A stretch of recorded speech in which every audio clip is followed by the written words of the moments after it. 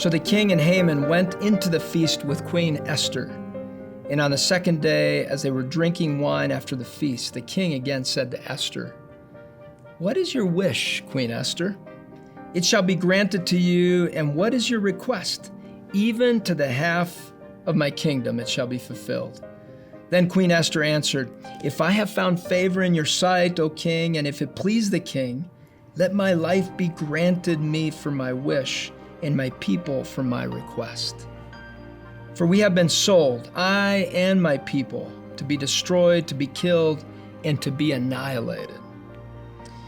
If we had been sold merely as slaves, men and women, I would have been silent, for our affliction is not to be compared with the loss to the king."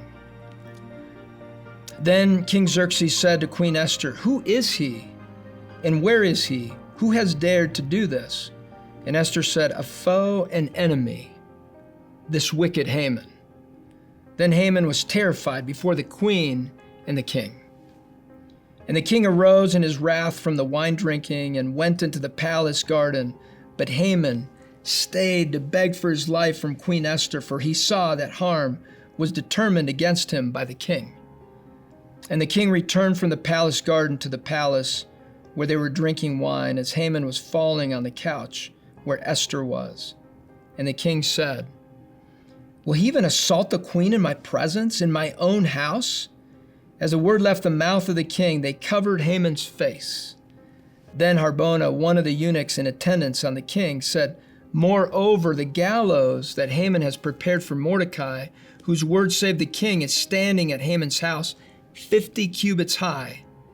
And the king said, "Hang him on that."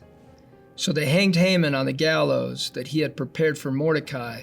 Then the wrath of the king was abated. You know, sometimes when we see justice taking place, we're nudged in one direction or another. But we love to see true justice take place. Yet, I would imagine God's heart was in mourning here. He loves Haman. He loves Mordecai. He loves King Xerxes. He loves Esther. He loves everyone. But there's still true justice that comes in, and we saw it happen here. There was things that were unexpected, and things completely went against Haman, and judgment came upon Haman. And I wonder in our hearts, do we have moments of sorrow when true justice comes and people have to experience suffering because of sin?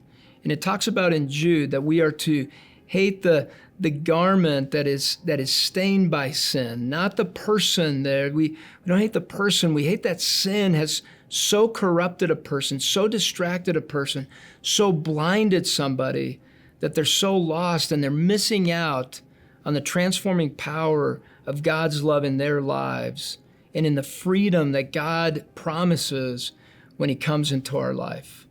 You know, God didn't promise us an easy life, but he said he's a God of justice. He has said he's always with us. He has said that if we trust him in difficult situations, he will be with us and will give us a safety spiritually, but not necessarily physically. But we do know and we can trust that he's a God of true justice, and he is the one that holds the gavel on true justice. And we see it play out here, where Haman faces what his sin has brought.